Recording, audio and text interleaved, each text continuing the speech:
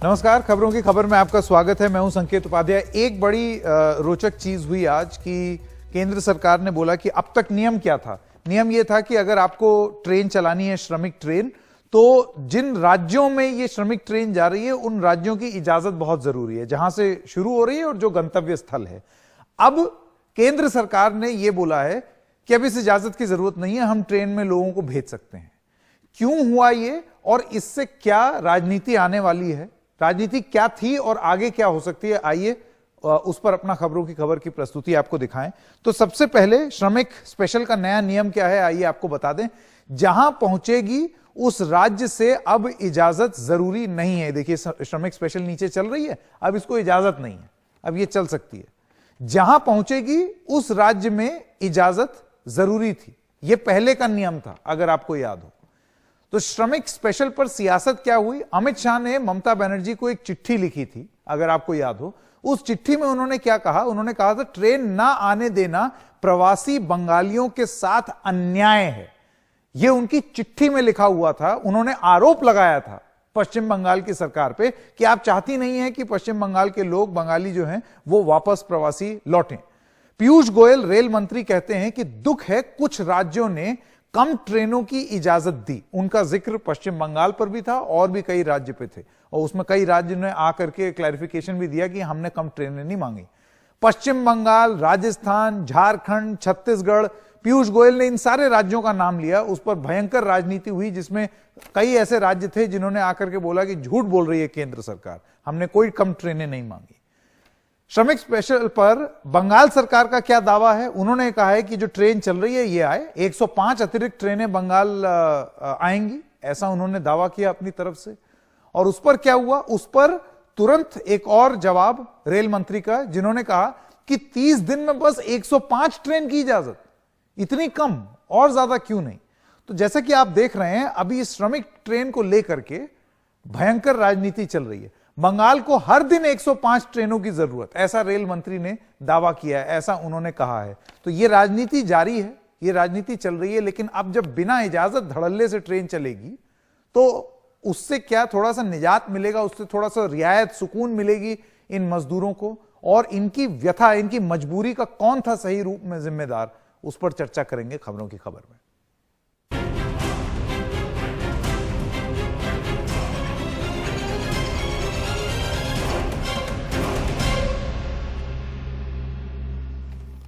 तो हमारे पास हमारे साथ पश्चिम बंगाल भारतीय जनता पार्टी के प्रेसिडेंट दिलीप घोष और अनिर्बान बनर्जी, आप पॉलिटिकल एनालिस्ट हैं। आपके जो व्यूज हैं, विचार है, वो थोड़ा सा मेल खाते हैं तृणमूल कांग्रेस से। मैं सबसे पहले आपसे शुरू करना चाहता हूं अनिर्बान, आप किस तरीके से देखते हैं इसको? क्योंकि बीजेपी का ये कहना, केंद्र सरकार का यह कहना है कि आप ट्रेनें रोक क्यों रहे थे। ये आरोप लगाने में तो सबसे तेज थे सब राज्य की, काफी नहीं हो रहा है। ये जो मजदूर हैं उनकी मजबूरी के लिए कौन जिम्मेदार? तो केंद्र सरकार जिम्मेदार, उसकी नीति जिम्मेदार। केंद्र ने इजाजत वाला क्लॉज हटा करके एक तरीके से यह बताने की कोशिश की कि असली में दोषी कौन है, ऐसा आपको लगता है? नहीं, देखिए, ये वेस्ट बंगाल को जो यूनियन गवर्नमेंट की तरफ से सारे बीजेपी वाले, चाहे वो मंत्री हो, सांसद हो, आम सदस्य हो, कोई भी हो, ये जो टारगेट कर रहे हैं ना, इसके पीछे एक मकसद।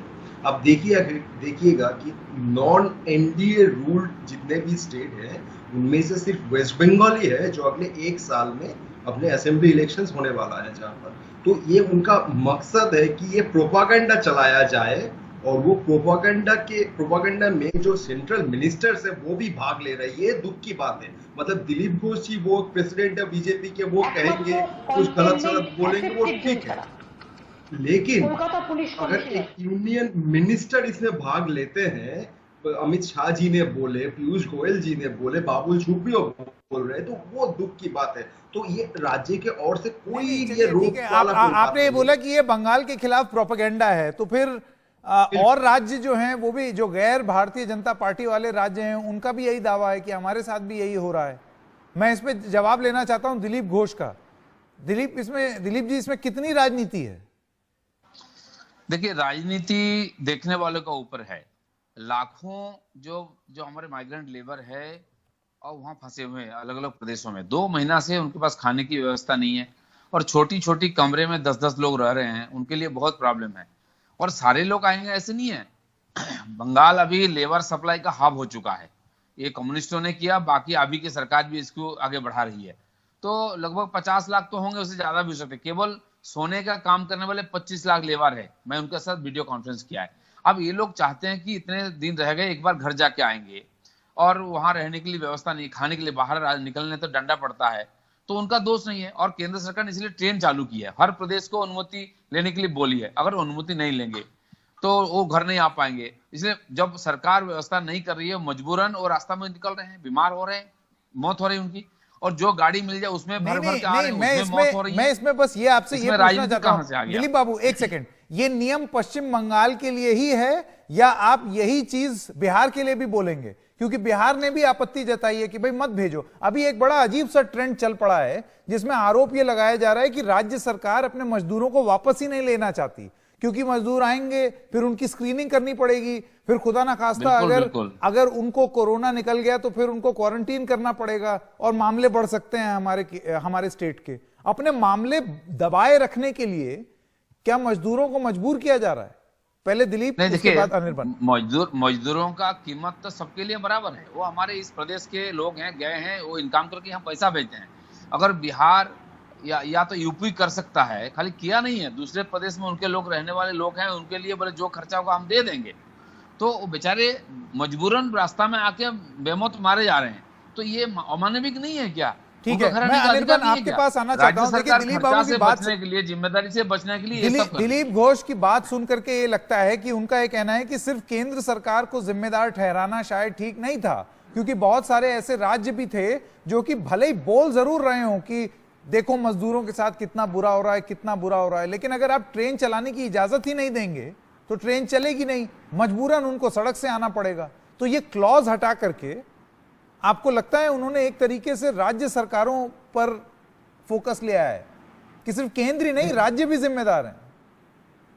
देखिए, ये मैं इधर कोई बीजेपी नॉन बीजेपी का डिवीजन नहीं करूंगा कि जो भी झमेला है, जो भी ये प्रॉब्लम को मतलब हैंडल करना पड़ रहा है ना, जो बीड़ा उठाना पड़ रहा है, वो सारे राज्य सरकार को झेलना पड़ रहा है। ये एक बहुत ही डिफिकल्ट सिचुएशन है, ऐसा क्राइसिस कभी आया नहीं है। तो जो भी काम कर रहे हैं वो राज्य सरकार कर रहे हैं, वो बीजेपी हो, नॉन बीजेपी हो, चाहे कोई भी हो। तो केंद्र सरकार की ओर से आकर आप तो सिर्फ भाषण दे रहे हैं, कुछ चिट्ठी लिख रहे हैं, ऐसे कोई मतलब एम्प्टी जो पैकेज का डिक्लेरेशन है जहां पर केंद्र सरकार कोई पैसा असल में दे नहीं रहा है, लोन दे रहा है, ऐसा डिक्लेरेशन करके आप तो खलास हो जाते हैं। लेकिन असली काम, असली समस्या को झेलना ये तो सारे राज्य सरकार कर रहे हैं ना। तो परमिशन देने का जो बात है, तो आप देखिए कई लाख मजदूर एक राज्य से, समझ लिए वेस्ट बंगाल से कई लाख मजदूर बाहर है। आप 50-55 दिन तक कोई परमिशन नहीं दिए, किसी को लाने नहीं दिए, और अब आपको लगता है कि 5 दिन के अंदर हम 5 लाख 10 लाख लोगों को वापस ले सकते हैं? दिलीप साहब जवाब दीजिए। दिलीप घोष, नहीं, ये जो लॉकडाउन, पहले तो आपने इजाजत नहीं दी 35 दिन तक, उसके बाद जब दी तो फिर अब कैसे एकदम फौरी तौर पर लोग आ जाएंगे? इजाजत इसलिए नहीं दी, जो लॉकडाउन का जो उद्देश्य है तो पूरा कैसे होगा? आप ये कोरोना के खिलाफ लड़ने के लिए एक ही रास्ता है, आप डिस्टेंस रखिए, अलग रखिए। नहीं, वो बात सही है, लेकिन आप ये बताइए, मुझे अनिर्बन की बात से ये लग रहा है कि उनका ये कहना है कि कैपेसिटी बिल्डिंग तो किसी भी राज्य के पास नहीं है ना। एक सेकंड दिलीप बाबू, दिलीप को मालूम नहीं है, ट्रेन मांगा राज्य ने, अरे दादा यस किया। अनिर्बन दा की अगर आप बात सुने तो उनका ये कहना है कि इतनी कैपेसिटी किसी राज्य में नहीं है, कि अगर आप एकदम से ये रेल मंत्री कहते हैं कि 105 ट्रेन रोज चलाओ, अगर इतने लोग आएंगे तो वो कहां जाएंगे? नहीं, कुछ राज्य 100 ट्रेन चला सकते हैं, 150 चला सकते हैं, 400 चला सकते हैं। आप 7 ट्रेन लेकर थक जाते हैं। तो आप क्या कह रहे हैं, वो जानबूझ के कम ट्रेन चला रहे हैं? क्योंकि मेरी कई केंद्रीय मंत्रियों से बात हुई, उनका ये कहना है कि राज्य जानबूझ के कम ट्रेन चला रहे हैं ताकि मामले ना आ जाए उनके राज्य में। ऐसा आरोप है। बिल्कुल, कोई बोझ नहीं उठाना चाहता है। अरे आप क्या आदमी, आप नौकरी नहीं दे सकते हैं, आपको जबरदस्ती माइग्रेंट लेबर बना दिया, अब घर आना चाहता है बेचारा, उनको आने भी नहीं देंगे। ये कहां तक अनिर्बन जी जवाब दीजिए। अगर जो मजदूर लोग बाहर अटके हुए हैं वो सारे मनुष्य, जानवर नहीं है ना। हमने देखे कि आगरा में, यूपी में, नोएडा में जानवर की तरह बर्ताव किया गया था उनके साथ। वो मतलब जानवर की तरह बैठा कर डिसइंफेक्ट किया गया था। क्वारंटाइन सेंटर में खाना ऐसे दे रहे थे, हो रहा था ना। तो हम पश्चिम बंगाल में ऐसा नहीं कर सकते भाई। हम चाहते हैं कि सारे आए, सब सारे वापस आ जाए, ठीक तरह से आए। वो लोग मनुष्य है भाई, वो ऐसे जानवर की तरह ट्रक में उठा दिया, ट्रेन में घुसा दिया, वो ऐसा नहीं कर सकते। हम उनके खाना का व्यवस्था करेंगे, क्वारंटाइन सेंटर बनाएंगे, सही तरह से ट्रीटमेंट करेंगे, उसके बाद उनको लेकर अपने घर पहुंचा देंगे। अनिर्बान, सवाल यहां पर यही है कि ये व्यवस्था जरा जल्दी हो, क्योंकि मजदूर की भूख और मजदूर की जान दोनों दांव पर है और ये बहुत समय तक नहीं रुक सकते। रोड एक्सीडेंट में मर जाए जल्दी करनी पड़ेगी क्या? नहीं, रोड एक्सीडेंट में मर जाने के बाद करेंगे क्या? आप ये जो बोल रहे हैं, जाइए जल्दी करना चाहिए, लेकिन इतना भी जल्दी नहीं हो गाड़ी सकता खड़ी है, कि रोज आप पानी तक नहीं 105 पिलाते, चलाकर नहीं दे रहे लाखों लोग को लाओ, और ये क्या तो बात नहीं कर हो रहे हैं? सकता। किसको पढ़ाना ये लोग? ठीक है, कितना चाहिए एविडेंस? मैं वीडियो भेजूं? लाइन से गाड़ी खड़ी है, जंगल में रोक दिए, पानी तक नहीं देते उनको। चलिए, तो अब तो ये क्लॉज हट गया। मैं ये कह रहा हूं, अब तो देखिए अनिर्बान और दिलीप घोष, ये क्लॉज हट गया है कि अब कोई परमिशन की, इजाजत की जरूरत नहीं है, तो अब ट्रेनें चलेंगी। अब ये देखना होगा कि आगे चल के राज्य किस तरीके से तैयारी करेंगे, क्योंकि मजदूरों की मजबूरी के पीछे मुझे नहीं लगता कि पूरी तरीके से कोई एक एजेंसी ही जिम्मेदार है। सारी सरकारें जिम्मेदार हैं और सबको जिम्मेदारी लेनी होगी अगर आपको कुछ भला करना है, सिर्फ बोलने से नहीं होगा। छोटे से ब्रेक के लिए रुक रहे हैं, अभी हाजिर होते हैं।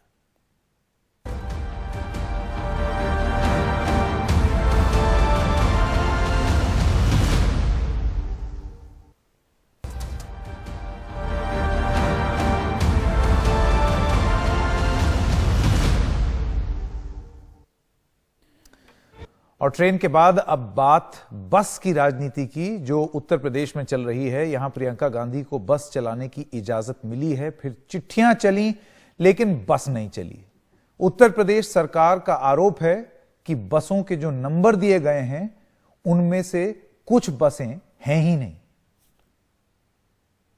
प्रियंका वाड्रा और राहुल गांधी की जो बस है वो कहीं निकलती है एम्बुलेंस, कहीं निकलती है 3 व्हीलर, कहीं निकलती है टाटा मैजिक। अभी हम लोगों ने प्रिलिमिनरी इंक्वायरी करी, उसके अंदर ये सामने आ रहा है, और ये कहीं और नहीं, गवर्नमेंट ऑफ इंडिया का जो पोर्टल है, जो वाहन पोर्टल है, उसके अंदर ये जानकारी दी गई है। 1000 है, 1000 तो दिए हैं उन्होंने, मैं उसकी एक एक करके कर रहे हैं हम लोग। इतना ही कहा जा सकता है कि राहुल और प्रियंका की फर्जीवाड़ा कांग्रेस पार्टी है।